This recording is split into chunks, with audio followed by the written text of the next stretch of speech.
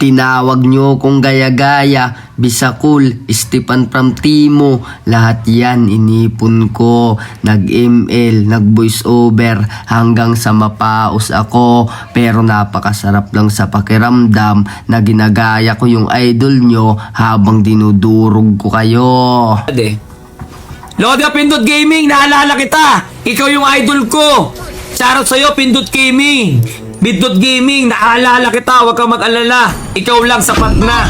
Maraming galit na galit, gusto manakit. Pero ayos lang yan mga boss idol.